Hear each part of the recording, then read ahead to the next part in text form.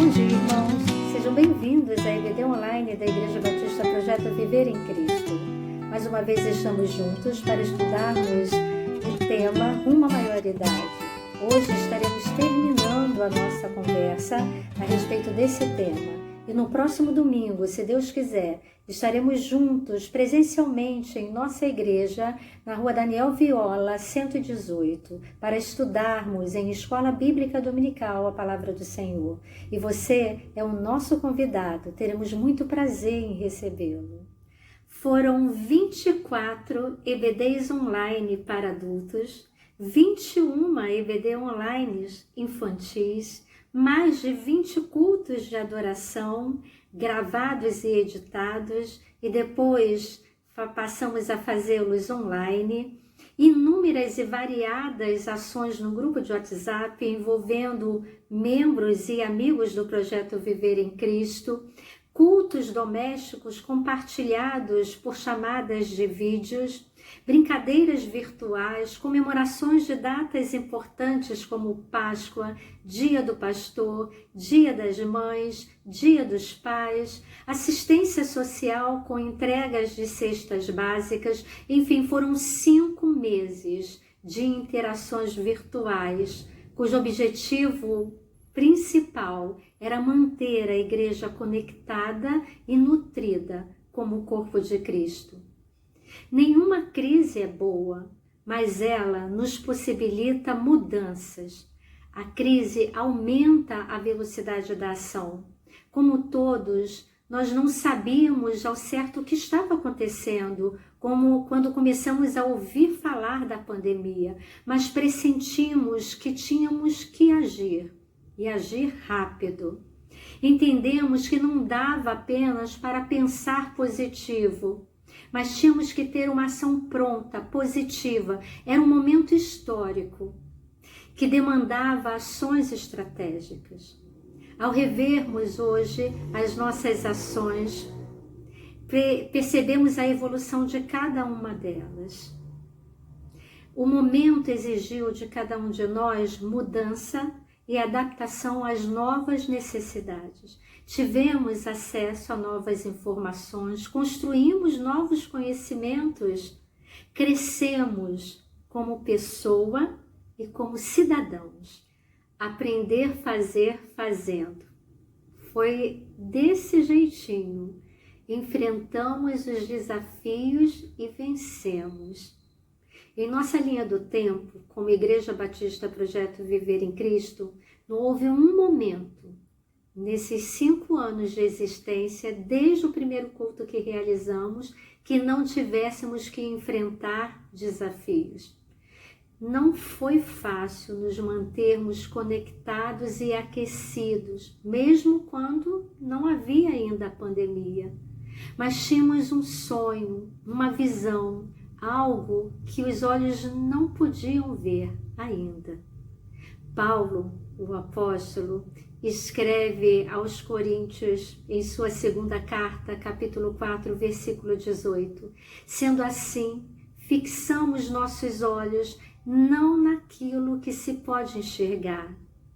E aos Filipenses, o mesmo apóstolo escreve no capítulo 3, versículos 13 e 14. Uma coisa faço, esquecendo-me das coisas que ficaram para trás e avançando para as que estão adiante, prossigo para o alvo. E tem sido exatamente assim nesses 5 anos. Este tem sido o nosso lema desde o início. Desde os primeiros cultos na varanda de uma residência próxima ao West Shopping, na rua Beija-Flor, tem sido um dia de cada vez. E o Senhor tem suprido todas as nossas necessidades. E a visão continua mais forte do que nunca. Nos momentos de maiores dificuldades, o Senhor nos dá um vislumbre do que está por vir. E então continuamos a caminhada. Hoje estamos indo rumo à maioridade. Em breve nos tornaremos igreja reconhecida e organizada pela Convenção Batista Brasileira e Carioca. Apesar da pandemia, Temos um projeto definido. As estratégias, essas podem mudar, mas a essência não. Ela é a mesma. Desejamos ser como a igreja primitiva, desejamos viver como o corpo de Cristo. Esse é o nosso alvo. Semana passada fui provocada e fiquei muito inquieta. Participei de um curso online com o professor Leandro Carnal, que discorreu sobre competências em tempos de mudança. Ele falou sobre crise e sobre as reações que temos diante dela, falou sobre medo, sobre tempo, sobre inteligência emocional, sobre estratégias. Mas o que ele falou, que me chamou mais atenção, foi quando ele se referiu ao projeto de vida e sobre a capacidade de respondermos a seguinte pergunta: o que me move?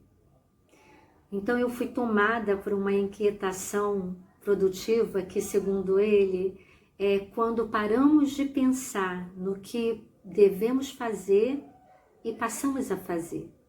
Ele citou o rabino Hillel, que disse: se não eu, quem? Se não for agora, quando?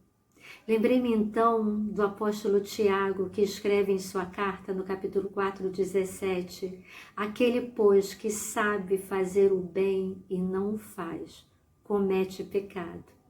Agir para curar-se é o título de um texto que o nosso pastor, que também é psicólogo, costuma usar em seus atendimentos. O nosso Deus nos concedeu a honra de sermos, junto com Ele, protagonistas da nossa história quando nos deu o livre-arbítrio. Porém, Ele não nos deixou sós com as nossas escolhas. Ele está pronto para nos orientar e nos capacitar a fazer escolhas acertadas. Qual tem sido o seu projeto de vida? Quais são as suas estratégias diante da crise? Você tem negado a crise e se consolado com pensamentos positivos? Ou você tem se desesperado diante dela? Ou ainda tem tido sentimentos e lembranças saudosistas de tempos passados?